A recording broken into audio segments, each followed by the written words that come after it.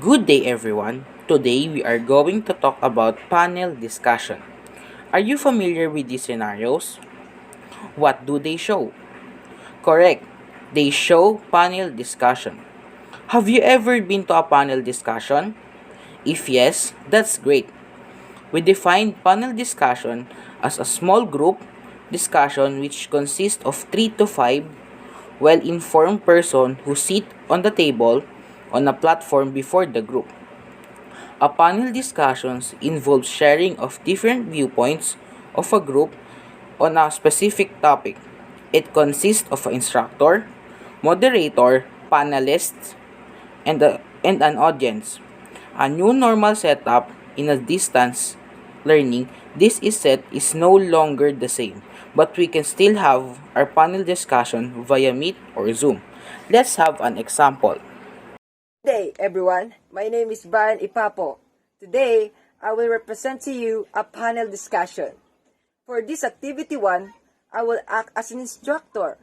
As an instructor, it is my role to plan and organize the whole event to make the panel discussion a success. Part of my task is to assign a specific role for each member.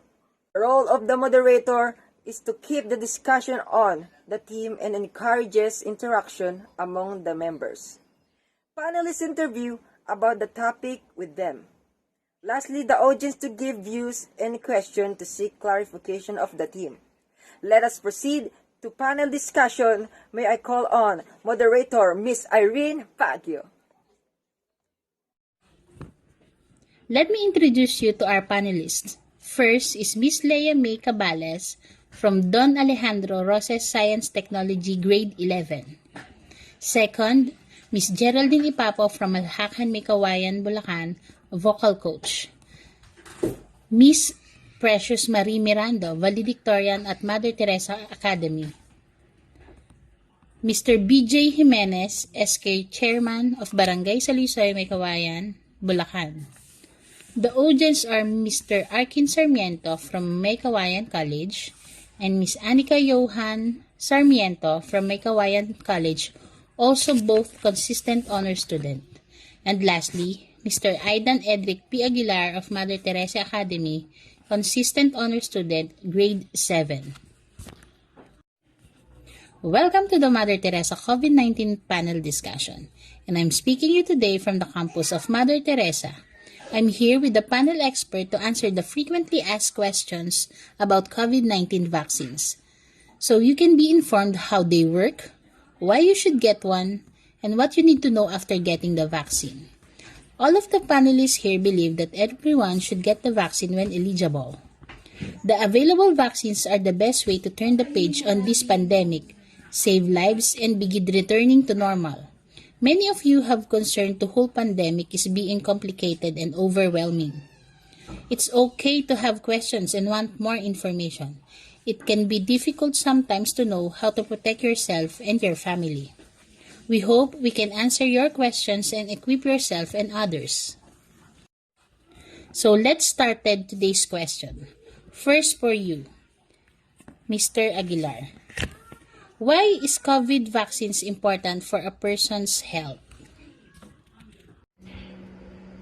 So now, we have millions of active cases and thousands of deaths in our country. Now that we have a vaccine, we can actually do something. We can be a part of an actual solution to the vaccines, help decrease symptomatic disease, reduce the risk of having severe illness and death. So that's one of the main reasons we can get a vaccines, protect ourselves, protect your loved ones because of something called immunity.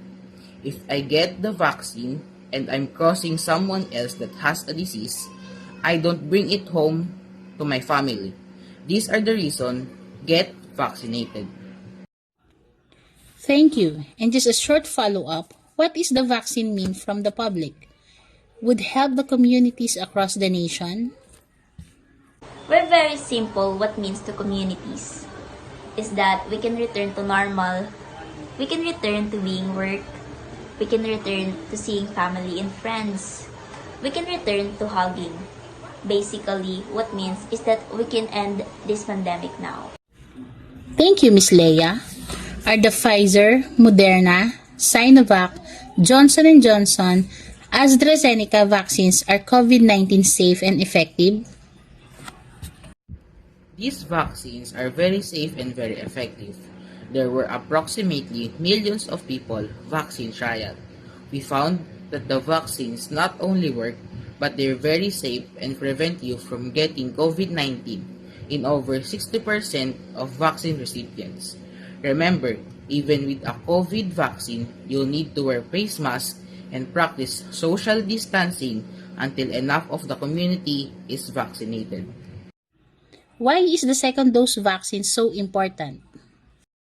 The first dose of COVID-19 vaccine revs up your immune system. However, it is essential to also get the second dose of the vaccine to make sure that you receive its full effectiveness. It is important to plan to obtain both doses of the vaccine when you schedule your appointment. Can we mix two doses between two vaccines? No, you cannot mix the vaccines. If you get the Pfizer shot, your second dose is in 21 days and must be also Pfizer. The Moderna vaccines are taken 28 days apart. The Sinovac vaccine are taken 15 days apart. I think also a lot of people are worried about the side effect of the vaccines. So, what are the common side effects? How long they typically last, and are many of them serious when people get them? That's a good question. So by the far most common side effect that people are seeing with all of this vaccine is pain in the injection site and having a sore arm. And that's not necessarily unique to this vaccine. You can get with any number of vaccines. Now as far as you know how much pain or how sore your arm get, I have heard some mixed reviews. Some people say it was not different than getting the flu vaccine. With my experiment, I got the Pfizer vaccine, and I did feel fairly sore the next day. You know, it was short-lived, so only about a day or so, but I will put it more on the level of getting like a tetanus shot.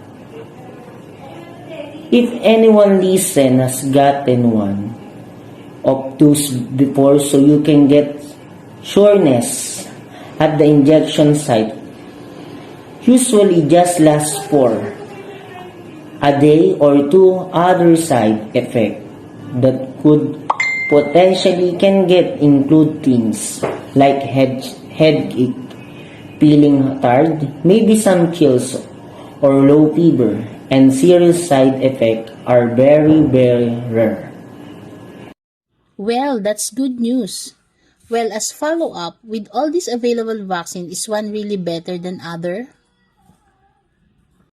The vaccine that you get is the best vaccine, really. All of them are fantastic.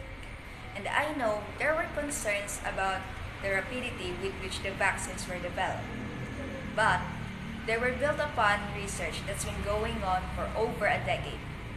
Many of these approaches were longer, and so there's a long history of studying these vaccines, not just for the COVID virus, but for virus and other pathogens in general. All of them are very safe and incredibly efficacious. However, when we start talking about efficacy percentage, that's where people start doubting. Well, this is 90%, this one is 95%, and this one is only 80%. The problem is that you can't say 80 and 95 are the same, because when they tested the efficacy, they used different endpoints such as disease severity, incidence of hospitalizations, and incidence of infections. Thank you, panelists. We're getting closer for our discussion. Let's now take questions for the audience. So thank you so much, Miss Pagyo.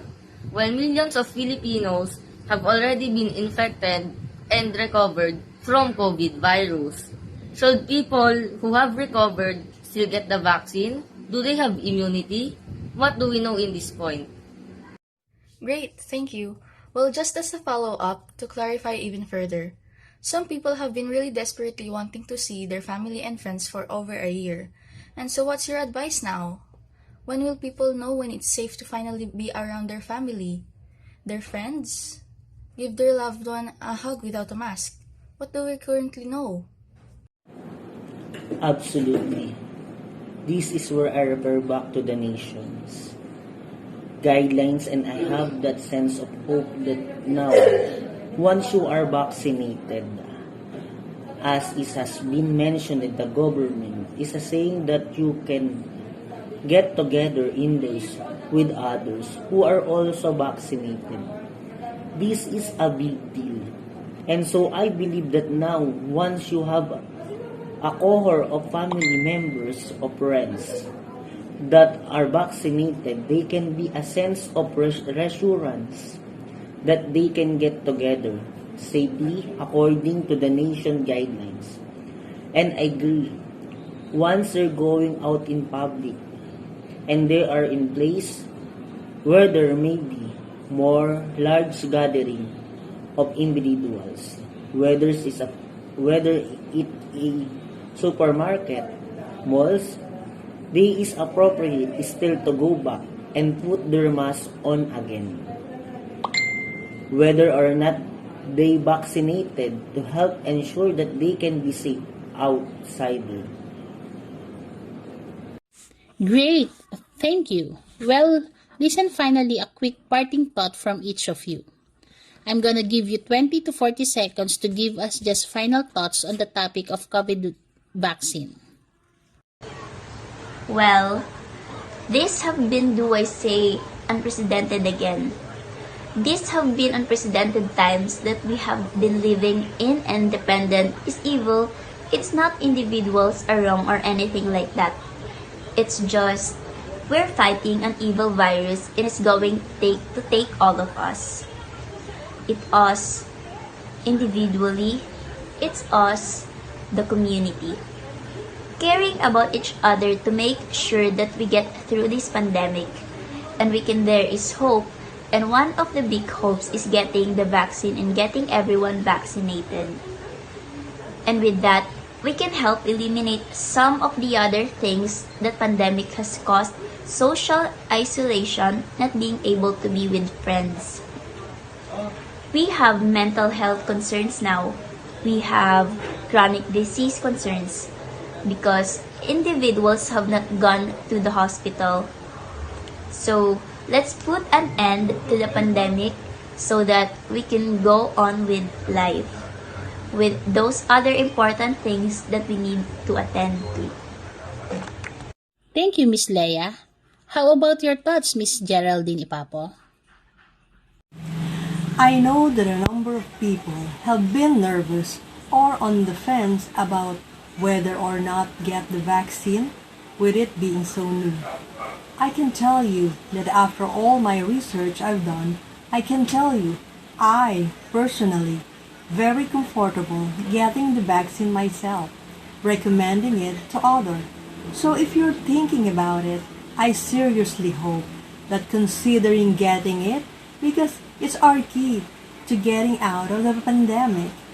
And if you're looking for a place as time goes by, there's more and more places that are offering the vaccine, that health system.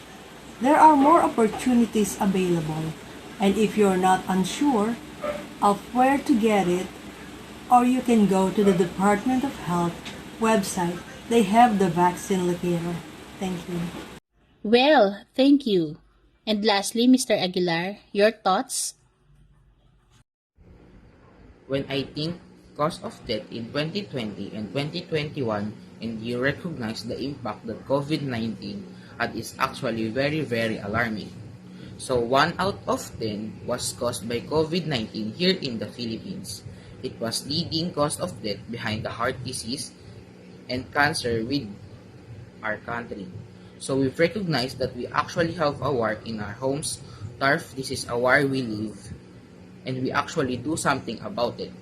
So we actually have the opportunity now to be part of the solution by getting vaccinated. And we become part of the solution, we can end this war.